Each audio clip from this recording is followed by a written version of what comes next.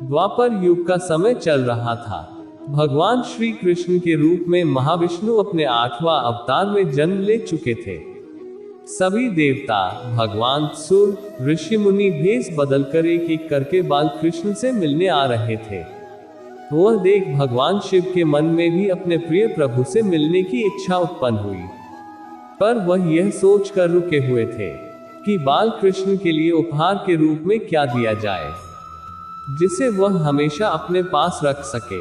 तब शिवजी को याद आया कि उनके पास महान ऋषि दधीची की वज्र की अस्थि हड्डी रखी हुई है। ऋषि दधीची वह ऋषि है जिन्होंने राक्षस एवं असुरों के संहार के लिए अपनी आत्मा त्याग कर अपनी वज्र की हड्डियां देवताओं को दान दी थी। जिस ऋषि विश्वकर्मा ने कुछ हथियार बनाए थे, उस बची हुई एक हड्डी को तराशकर भगवान शिव जी ने एक अत्यंत सुंदर बांसुरी बनाई।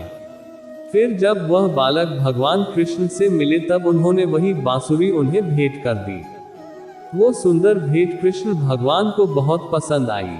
शिव और कृष्ण भगवान के बीच स्नेह देखकर उस दिन देवताओं ने भगवान कृष्ण को बांसुरी वाला इस नाम से गौरवान्वित किया। उसी बांसुरी को ही कृष्णा भगवान के अपने अवतार काल के अधिकतम समय हमेशा अपने साथ रखा।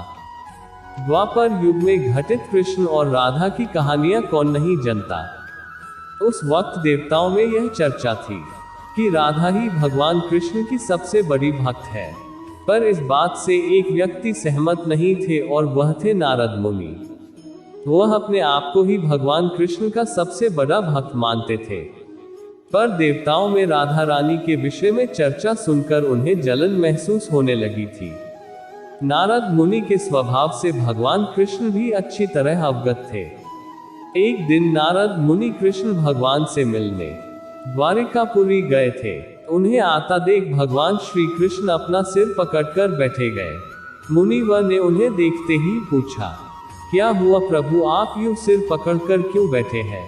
उस पर द्वारिकाधीश ने उत्तर दिया, मुनिवर, आज हमें सिर में बहुत पीड़ा हो रही है। नारद बोले, तो प्रभु, इस पीड़ा को मिटने का क्या कोई उपाय है? कृष्ण ने कहा, हाँ, उपाय तो है। अगर मेरा सबसे बड़ा भक्त अपने चरण धोकर उसका चरण अमृत मुझे पिलाएगा तो मेरा सिरदर्द पल भर में ठीक हो जाएगा।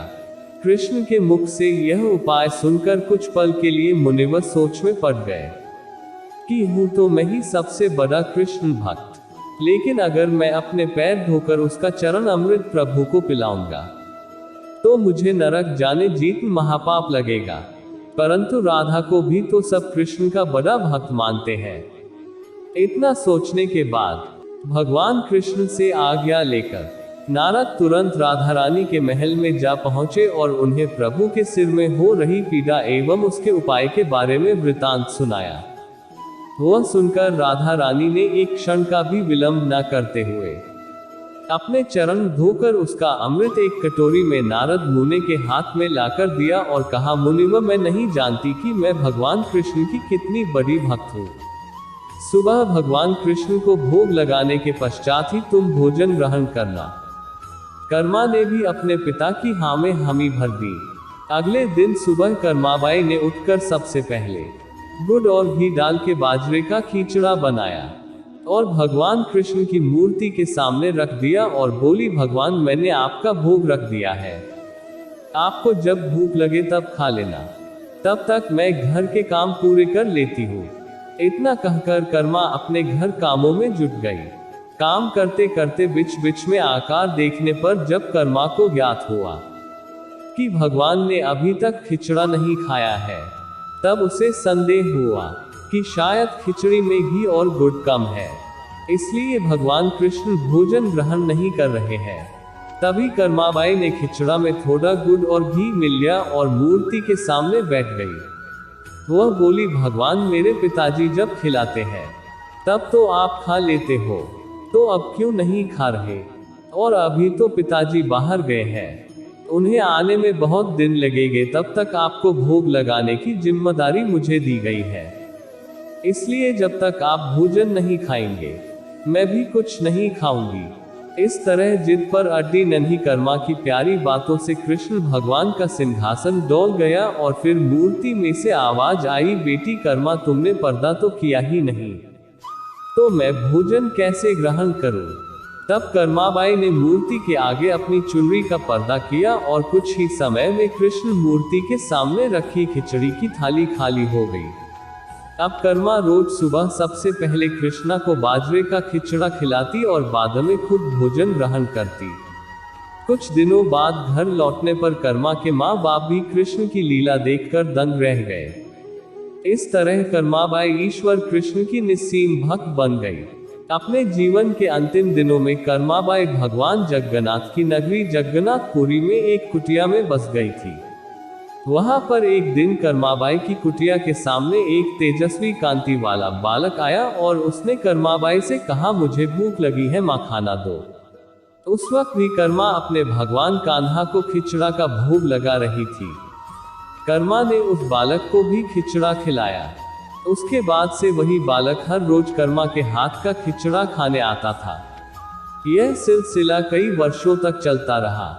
वह बालक कोई और नहीं स्वयं जगन्नाथ भगवान थे, क्योंकि जिस दिन कर्माबाई देहांत हो गया उस दिन जगन्नाथ भगवान की मूर्ति की आंखों से आंसू बह रहे थे।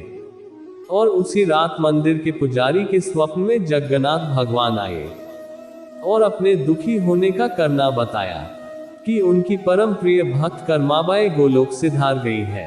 मैं रोज सुबह उसके हाथ की खिचड़ी खाता था, अब मुझे खिचड़ी कौन खिलाएगा? अगले दिन से मंदिर के पुजारियों ने निर्णय लिया, भगवान को रोज बाजरे के खिचड़ा को भोग लगेगा और उस भोग का नाम दिया गया कर्माबाई की खिचड़ी। उद्धरण चिन्ह डॉट। मनुष्य का जीवन केवल उसके कर्मों पर चलता है, जैसा कर्म होता है वैसा उसका जीवन होता है। भगवान श्री कृष्ण जी कहते हैं कि हमें किसी से भी अंधा प्यार नहीं करना चाहिए। हमारा किसी के प्रति अंधा प्यार हमें